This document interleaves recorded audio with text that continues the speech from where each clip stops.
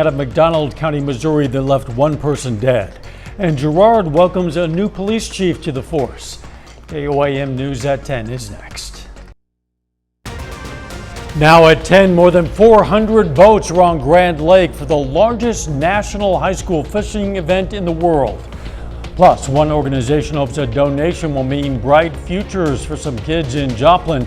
And the Boys and Girls Club of Southwest Missouri hosts a high-tech academy. The 4 states' most watched news starts now. Hundreds of high school anglers from 40 states and overseas are fishing the waters of Grand Lake this week. This is KOAM News at 10. I'm Dow Quick. As KOAM's Ty Park shows us, they're competing for a chance at scholarship money in a tournament where big bass could bring big bucks. It's a student tournament and many states represented. There's 2 different additional countries represented. The High School Fishing World Championship and Nationals are underway in Grove, Oklahoma. Along with the student anglers, their families. So, it's not a typical tournament where maybe you're getting them for 2 days. Our business community is seeing an influx of folks here to the region, and they're here, some of them even for more than a week. There are 2 student anglers per team in each boat, along with a captain, all competing for the same goal. We're offering about $3.8 million in scholarship offers this year for these kids.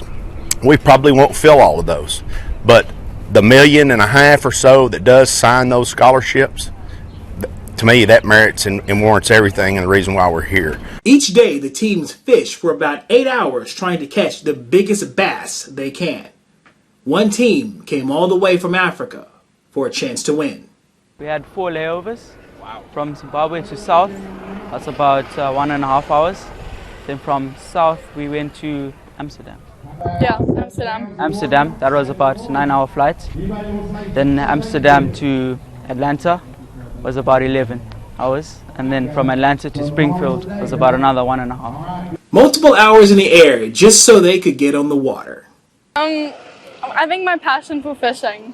Yeah, I think my dad just ignited something in me for fishing, and I wanted to just follow it through and make something of it. Yeah. It's just a crazy opportunity to be here and a good experience to fish with this many people. Whether they score the biggest bass or not, they'll have the experience of fishing in Grand Lake. In Grove, Oklahoma, Ty Parks, KOAM News.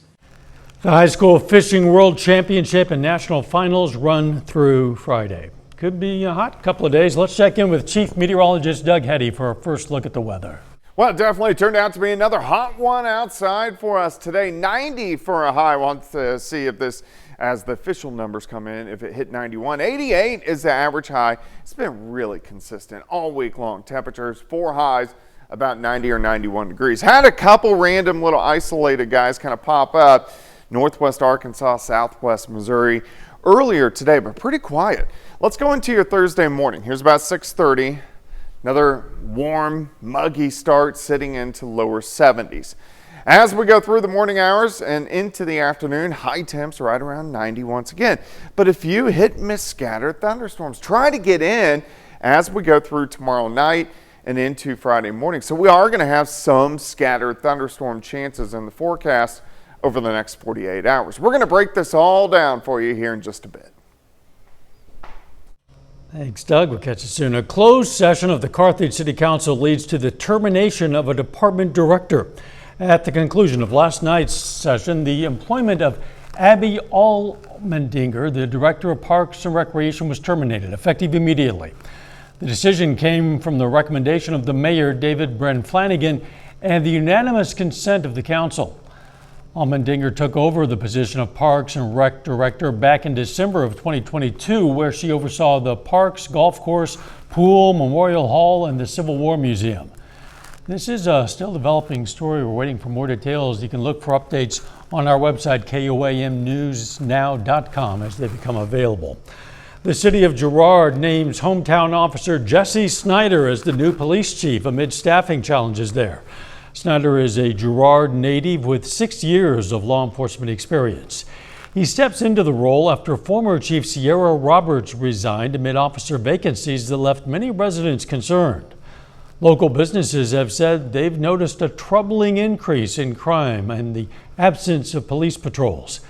To address these challenges, the city of Girard says it's hiring more officers and has implemented new pay scales along with retention pay incentives designed to encourage officers to stay and improve department staffing levels.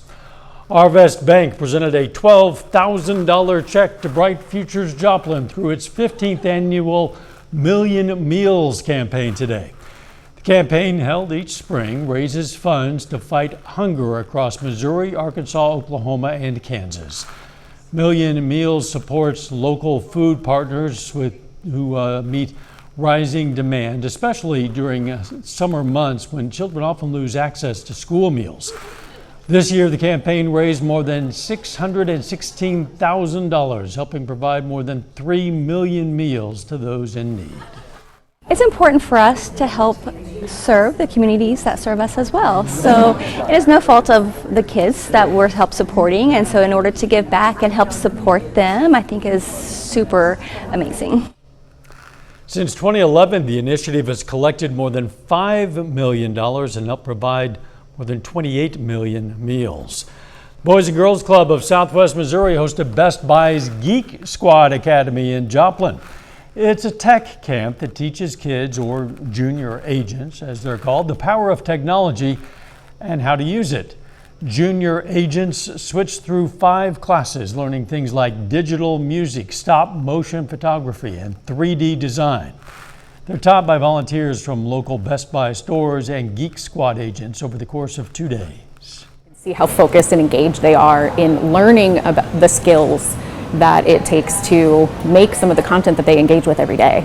So we enjoy, like I said, taking the time out of our normal schedules and being able to bring that to the students. Activities in each class give junior agents hands-on experience. This is the 4th time the Boys and Girls Club has hosted the Geek Squad Academy. Police arrest a driver after a high-speed chase through southwest Missouri. We're going to have details coming up, and later a welcome return to summer camp. A Southwest Missouri summer camp celebrates its reopening just months after serious storms caused severe damage. I'm Samantha Walker, and I'll have that story coming up. Only at Ashley. We have an update on today's shooting death in McDonald County, Missouri. Authorities have now charged a man in the killing of his own brother. The suspect is 56-year-old Brian Hull. Authorities have booked him into the McDonald County Detention Center on charges of voluntary manslaughter and armed criminal action. They've identified Hull as the brother of the victim. The shooting happened around 8:30 this morning on Canning Factory Road, south of Anderson. Authorities say Hull told investigators he had gone to pick up his brother to take him to work, that the brother became upset, and that a physical fight occurred. Investigators have not released many other details, but the sheriff says authorities are not seeking any additional suspects. You can look for updates on KOAMnewsnow.com. Grand River Dam Authority charges an Afton, Oklahoma woman in connection to throwing a dog into the Grand Lake of the Cherokees while the dog was in a kennel. Kylie Estes, the dog's owner, said she believed the dog was, quote, at the end of his life stage. Estes also said she had had enough of the dog urinating in the house, tearing things up, and being territorial with other dogs. According to court documents, Estes admitted to putting the dog in the kennel, taking him to the dock on Grand Lake, and throwing him in. Estes has been charged with felony cruelty to animals. A man wanted on multiple felony warrants is now behind bars following a high-speed chase through southwest Missouri. The chase happened early yesterday morning after Carthage police officers saw a car commit multiple lane violations, they say. The vehicle sped off following an attempted traffic stop. During the chase, the vehicle exceeded speeds of 100 miles per hour, nearly struck multiple vehicles, and drove through an active work zone. The chase extended from Carthage to Carterville. Spike strips ended the vehicle chase, and the driver was captured after a brief foot chase. That driver, Billy Osborne, is in the Jasper County Detention Center, where he's facing 7 outstanding probation and parole violation warrants, as well as, you might expect, new charges stemming from that chase. Doug returns next with a complete look at your forecast, and a little later, some new collectors are getting into the groove of an old music format. Enjoy it tonight at Sofa City. Well, definitely turned out to be hot again for us today. All week long, we've had temperatures right around 90 degrees backing all the way through this past weekend. Had a couple random little pop-up isolated guys earlier this evening, southwest Missouri, northwest Arkansas, but we're pretty quiet for the rest of the night. We are going to be muggy. Look at our dew points, upper 60s to near 70 degrees. That measures the amount of moisture in the atmosphere at the surface in a degree form. What it means for you is it feels sticky to muggy, and we're going to see that as we go through the next couple days. In fact, our heat indices as we work into Thursday afternoon, so here's about 5 p.m., still kind of 95 to about 100 on the high end. We are going to get some hit and miss storms on Friday, so this will drop the heat index at times when we have clouds out there. When we don't, it's going to be right back up in that 96 to about 100 degree range. Front draped across Nebraska into southern parts of Minnesota, ongoing severe weather up there. We've had a little bit of moisture if you follow the arrows right out of the Gulf, and that's why we've had a couple hit and miss storms over the past couple days. Much of the same on Thursday. Let's go into the morning. Lower 70s, warm, muggy. We warm mid 80s by noon. I'm going to take you to about 5 p.m. That is usually our high temperature this time of the year. Near 90, but notice this. Some scattered thunderstorms try to drive in. If these storms can hold together, one or two of them may be a little bit stronger or low grade severe. So we got to keep our eyes on that. So scattered thunderstorms Thursday night, hit and miss ones all the way into about Friday morning. Here's 5 o'clock in the morning. And then all day long on Friday, a few hit and miss storms, depending on how many are out there, how much clouds we have will tell us what the temperatures are going to be. If we have a lot of clouds, lower 80s, quite a bit of sunshine still with just random storms, we're talking more upper 80s for highs. Let's go into Friday night, and then kicking off your weekend, we are going to have another batch of scattered thunderstorms to start your Saturday. 75 Thursday morning, 86 by noon, high temp, right around 90 degrees. A little bit of a breeze returns. Southerly winds, gusts kind of 20, upwards to about 25, and still much of the same as we go into your Friday as well. All right, let's go down the road. So kicking off your weekend, some morning thunderstorms. Could get an isolated one in the afternoon, but I think the bulk of the weekend mainly dry, lower 90s for afternoon highs. Front slides in. This is going to be on Monday, so this will give us scattered thunderstorms, but at the same time, usher in a little bit cooler air and a little bit less humid air as we go through Tuesday and Wednesday. But you can see really all next week, we at least have chances for a few thunderstorms across the region. 90 on your Thursday, 88 Friday, lower 90s. Heading into the weekend, those better chances for a few thunderstorms rolling in on Monday and Tuesday. But it'd be nice to have lower humidity and highs into the mid 80s the middle of next week. Doug, thanks. Berry County Summer Camp for those with disabilities is celebrating its reopening after severe storms in April caused widespread damage. As KOAM Samantha Walker reports, the reopening was made possible thanks to the help of hundreds of volunteers.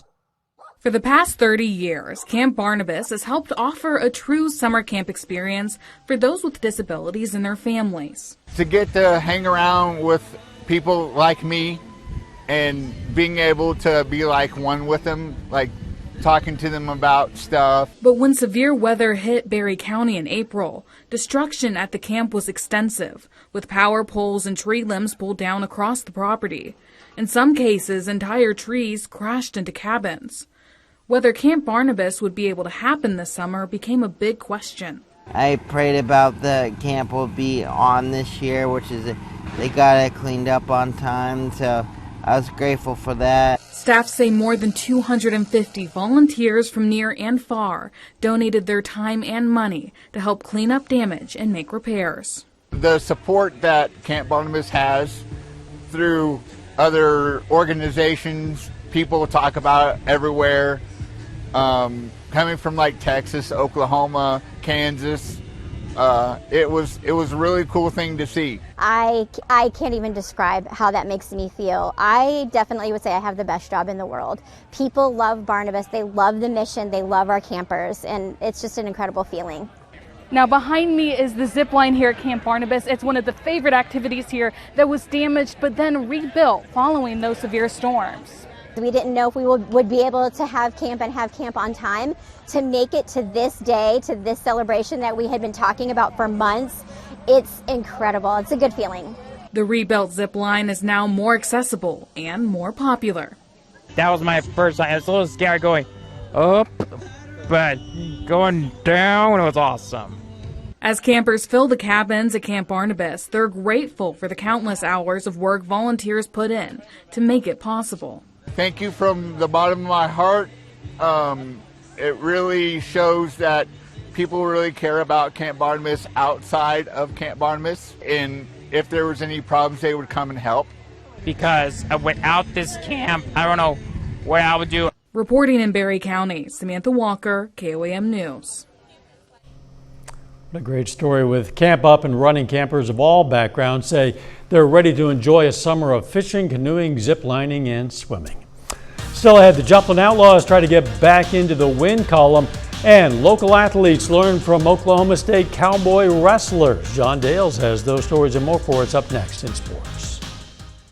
Save big with these hot deals. We are deep into the off-season for high school wrestling, but the work put in during these summer months, often it makes the difference between winning and losing during the school year. 1, 2. It's day one of the Black Diamond Wrestling Camp at Frontenac High School. Over 150 local wrestlers get the chance to learn from coaches and athletes with the Oklahoma State Cowboy Regional Training Center program. It's a 3-day camp, which started in Chanute in 2010, then moved to Frontenac 3 years ago. Campers are split up into 2 age groups, and they get a rare opportunity to learn from the best of the best. If they're here, that means they want to get better, right? They're dedicated to the sport, and that's how you get better, right? Coming to these camps and having these opportunities to have, great minds come into the camps, and not just today, but tomorrow and the next day, there's going to be, OSU coaches coming down and teaching what's literally going on in the OSU wrestling room right now. If you pick up one little thing, it can change all this year in wrestling. So if I change my stance, or I change this attack, well, then my year can be impacted of it. They bring a different perspective. Ultimately, they are wrestling at the top level in the United States. They got 3rd in the country last year, and we're bringing it to Southeast Kansas. And I think also it reinforces some of our values that high school coaches and junior high and club coaches are coaching. The Joplin Outlaws are at home once again tonight. Yesterday afternoon, they came back from a 6-run deficit to force extras, but they lost by a run. Outlaws hoping to bounce back from that loss. They face the Piney Woods Timberhogs again tonight. We pick it up, bottom of the first inning. Andre Jackson at the plate, and he gets things started with a base hit into right field. Now he'd come around and score on an RBI ground out. That puts Joplin up 1-0. Then there are 2 runners on for Finn Kayala, and he crushes this pitch to deep left center. That is gone for a 2-run homer. Outlaws up 3-0. We'd hear more from him a little later. Pittsburgh State's Lucas Van Landewit starts on the mound for Joplin. He gets a swinging strikeout here to end the top of the second. He wouldn't allow a run all game. Now, bottom of the frame, Kayala back up. This time with the bases loaded, and he turns on one to deep right. That gets out as well for a grand slam. The Outlaws score 9 runs in the first 2 innings, and they don't look back. They win it. Final score 13-0. Over in the Mink League, the Nevada Griffins, they're at home tonight as well, taking on the Sedalia Bombers. And yeah, they're still playing. Last check of that score has it tied at 6 in the 12th inning. And in Major League Baseball, the Royals and Cardinals, each of them are in action tonight as well, as we venture into our weekly MLB Diamond Deep Dive. We'll start with the Royals. They get shut out 3-0 by the Rays. Kansas City's losing streak is now 4 games. They had gotten back to 500, but now have a record of 38-42. These two wrap up their 3-game series tomorrow afternoon. In St. Louis, Redbirds get shut out as well. After they beat the Cubs each of the last 2 nights, Chicago responds back with an 8-0 victory. Just like the Royals, Cardinals bats kept in check tonight. They get held to just 4 hits on the game. Back to that Outlaws game, that Kayela, his first 2 at-bats, the first 2 innings, home run, then grand slam. Not a bad way to start. About as good as you can do, actually. Yeah. We'll be right back. It's going to be another warm and muggy night for us tonight. Back to 90 on Thursday. We do have to watch for a few scattered thunderstorms Thursday night into Friday morning, and then some hit and miss ones Friday afternoon into Saturday morning. Then most of the weekend's going to be dry, but it's going to be hot. Look at those high temperatures into lower 90s Saturday and Sunday. Thanks, Doug. Americans are taking a step back in time when it comes to how they listen to music. That's according to the Record Industry Association of America. They say vinyl sales, albums, records, they've grown 10% over the past year. It's the 17th consecutive year of growth to $1.4 billion annually now. Locals from Diggett Record Barn in Joplin expressed their excitement behind the music. Last for several more years at the peak that it's at. It's not anywhere near what it was in the 70s, but it is exceeding CD sales. And it's nostalgic. Like, I cannot listen to a piece of vinyl without remembering being a teenager, being an older child, and listening to vinyl. According to the Record Industry Association of America, streaming continues to be the most popular way to get music. Some of us, grew up with records. A lot of young people who had never heard records are turning to them. I'm curious. I'm not, no. But didn't really grow up with them either. CDs when I was growing up. Okay, all right. The final sports notes. Tonight's the first round of the NBA draft. Number 1 overall pick, Cooper Flagg from Duke. He goes to the Mavericks. Very good. Morning show starts at 5 a.m. Let's make it a great tomorrow.